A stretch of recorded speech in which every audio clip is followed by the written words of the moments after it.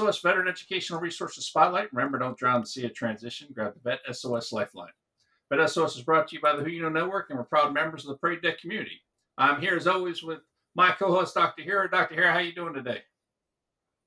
Doing absolutely fabulous. I had the pleasure of spending some time on the West Coast and always enjoy learning about more schools out there. Yeah, this one is special in the fact, and Kieran and I had talked about this when we first talked. Is I was a big Kareem Abdul-Jabbar fan, and the fact that he went there, and John Wooden being such an expert in leadership, that just that legacy there at Yeah, UCLA just was really special. So can't wait to jump into this one here. definitely.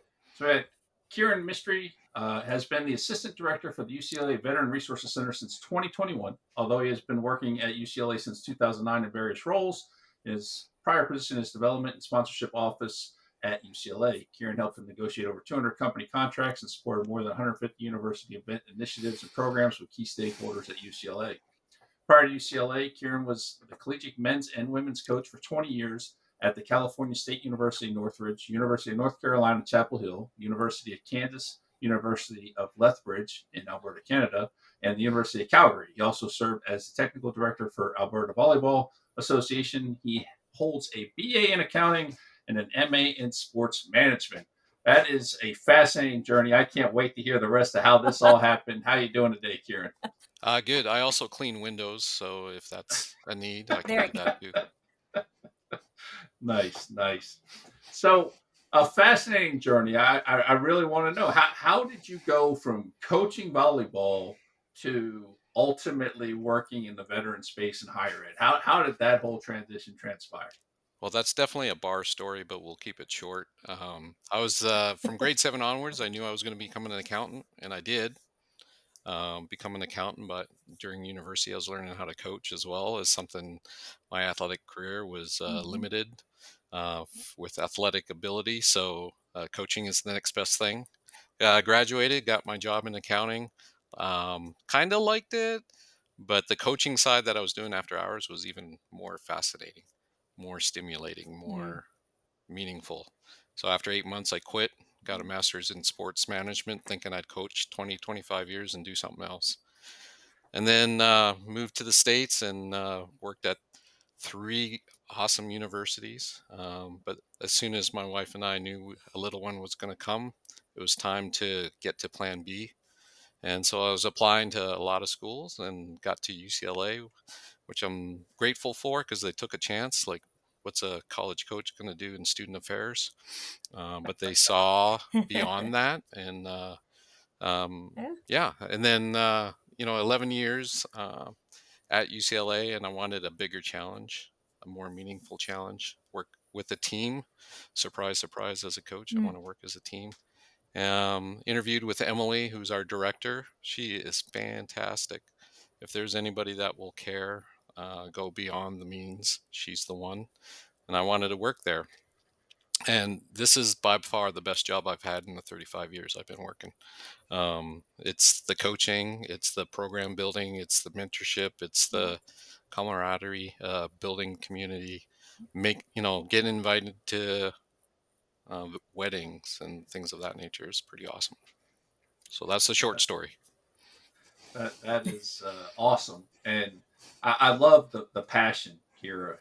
Just the bringing the passion from coaching, obviously, but just the passion to be a part of a team, help the team. I think it's fantastic, and I think just based on the little I know about their program, you can see the impacts of that. From what they're putting together there.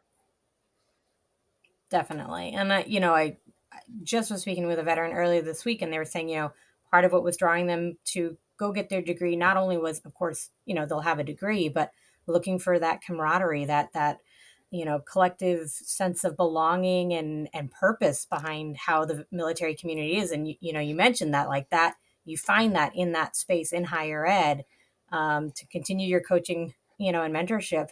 And the veteran military community is very built for that, and receptive to it. So that's Yeah, wonderful. no, it's great. And not only that, but they're peers helping peers. We talked a little bit earlier Hmm. about our career pathway programs. How to get to law school, how to get to med school, how to get to dentistry, Hmm. how to be in research, like how do you get to a lab? if that's where you want to go. Yeah. And we have vets and dependents and spouses building programs so that you don't have to struggle alone. And it's Yeah. fantastic what they're doing. All we can do, Emily and I and the rest of our team, will stand behind them, stand beside them, and support them. They're running the show, right? And it's so Mhm. you don't have to struggle on your own. But sometimes you need more than just a bachelor's degree to pursue what's your Mhm. ultimate goal. Like, what's the big why, right? You want to Mhm. find a way to support yourself, your family, live the life that's in your head, right? To do that, you need to be able to push beyond the bare minimum. And that's everybody that comes to UCLA.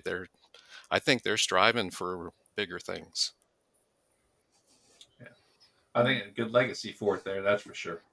So, so But Yeah. every school's tell us. got them, right? Like, I've worked Oh, at seven campuses in 2 countries. They're all good and great. They all have their challenges, but can you find a community where you want to go? yeah, but you guys got John Yeah.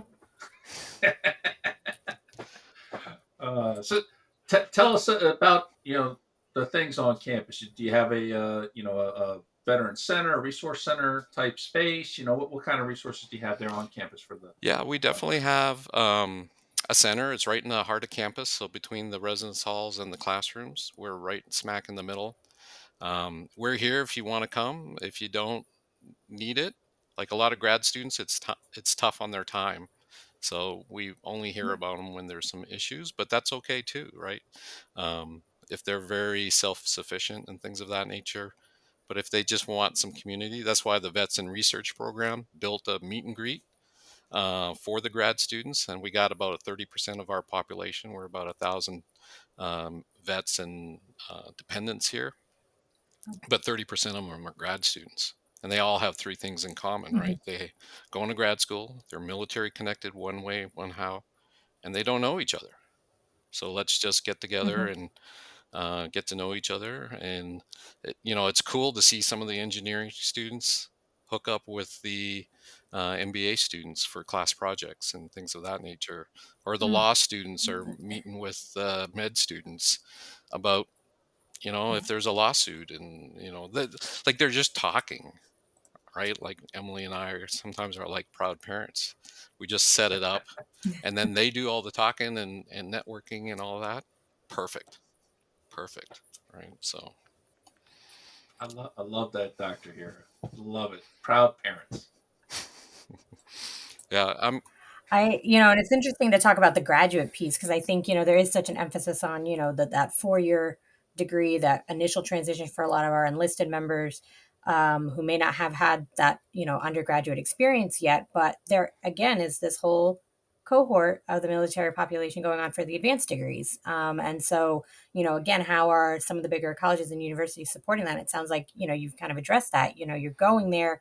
The numbers may not be as big across all these graduate programs, but there's still a presence and there's still a need for support. And so I think that's a great piece. I know it may sound silly, and I don't know if it got brought up yet, but for those in our audience who may not know, what does UCLA stand for? I'm not sure. No, I'm just kidding. So it's University of California, Los Angeles. When I was in Chapel Hill, North Carolina, that was the flagship school, and then there was, UNC, Charlotte, et cetera, et cetera, et cetera. Hmm. Well, we have two systems in California. There's the UC system and the Cal State University systems. So the Cal States are more teaching institutions. You can get your 4 year degree. They're starting to get into grad school. I worked at one of them. I really enjoyed my time there. Um, whereas the UC is heavy on research, right? Like, if you Hmm. want some of the best minds, they're all at, you know, these UCs. Um, but like, but it's across the country. And, we do a lot in the way of programming to build community, to help with academic success, to career planning in the sense of reviewing resumes. And the big one is really how to interview and things of that nature. And then the fourth one is wellness and things of that nature. And we're starting to Mm. get to where we're going out to community colleges and letting them know that UCLA is an option for vets. Because, we got about 400 Yeah. vets here out of the 1,000, roughly, and it varies year to year, but those are kind of the numbers. But we just want people to know that this is an opportunity, Yeah. and it's Yeah. all, you just got to push the button, man. Like, you just got to take a chance. Like, Yeah. what's it going to hurt? Right? It's Yeah. as someone who likes to joke around a lot, it's kind of like applying for jobs or dating. You get way more no's than yeses. But you get a yes, it's so sweet. Yeah. Yeah. And all I want is our vets and our dependents to get 5, 6 places where they get in. So if it takes 10 or 15 schools to apply to and you get a choice of 5, then you're the one making the call. Which school do you want to go to? Hmm. Right? It's all about choice. If you go to an ice cream store and there's 20 flavors, but they're all vanilla, then I guess you're just getting vanilla. But you don't want vanilla, all right? So just have choice. And so sometimes you just have to say, oh, it's hard to get in and blah, blah, blah. Well, yeah. I mean, if it was easy, everybody would do it. It goes with in the arts and sports, even in the military, things are hard. Hmm. So you want to put Yep. yourself in the best. So pick some schools you can get into, pick some schools that you probably will get into, and some high reaching ones, and take the chance. But once you get in here, like, there's no special way to get in. You got to just earn it, right? In a lot of different Hmm. ways. And we want the diversity that our military connected students bring to our campus. And we want Yeah. people from all walks of life for that same non vanilla sort of choice. You want people here from all over so we can learn from each other and things of that nature. So, a lot of those programs that we talked about, like community and academic success and things of that nature, how do we let people know? Well, our students are fantastic. They run the center for us while we're pushing Nice. paper and email. Well, it's mainly emails Yeah. now, not so much paper, but like, Uh-huh. they're creating videos for us. Like, I'm a dependent and I got a internship with Tesla and I got to miss 1 quarter. We're a quarter school, not a semester school. I got to miss the winter quarter. Do you think I should do it? I go, yeah, let's find a way. By the way, how'd you get this? Do you want to share? So we Hmm. captured it on video. We have a couple of vets that didn't do very well in high school, right? Yep. Went in the service and now he's got 10 offers to go to med school.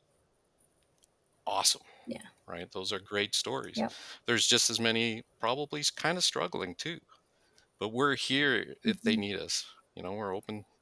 We're not like remote or anything like that. We're 5 days a week in person, and we want to be able to just have face-to-face interactions to help where there is. And a lot of times I look at it as, what's the VA providing, what's UCLA providing, and where's the gaps?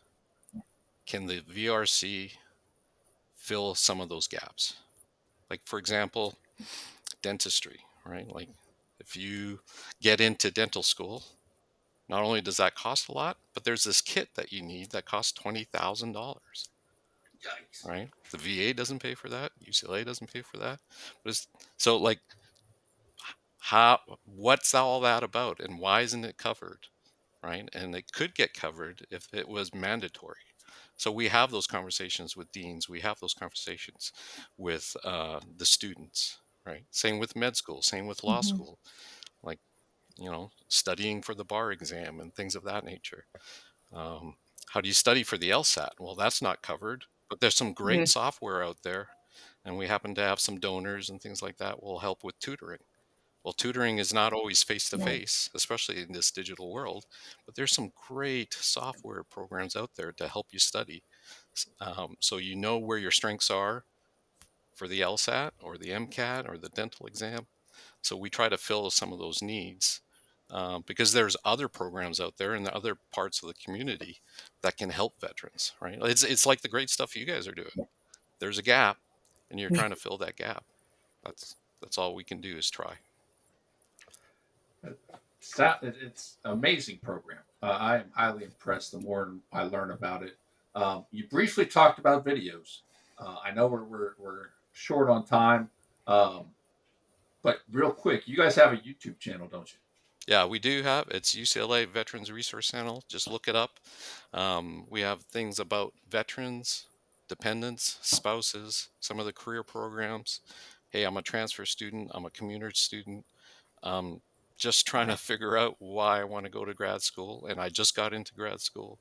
Like, and we're just trying to create more and more of Yeah. them. And not everything's going to float your boat, right? Like, just go through the ones. They're like anywhere Hmm. from 5 to 10 minutes, and then we cut them up into short little reels as well.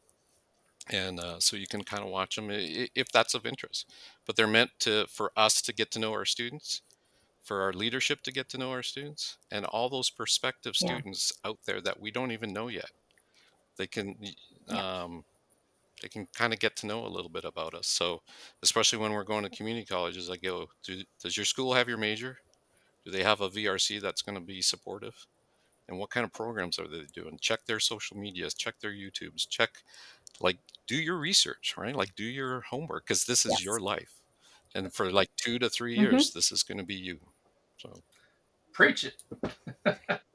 I mean, that's why we're doing this. We're trying to get the information out there. Do your research. Look at all these schools. And, again, that is an amazing opportunity to have those videos so that, they can hear directly from the student what is it like. And it sounds like you're covering the span of what a student experience can be. I was a transfer student back in the day.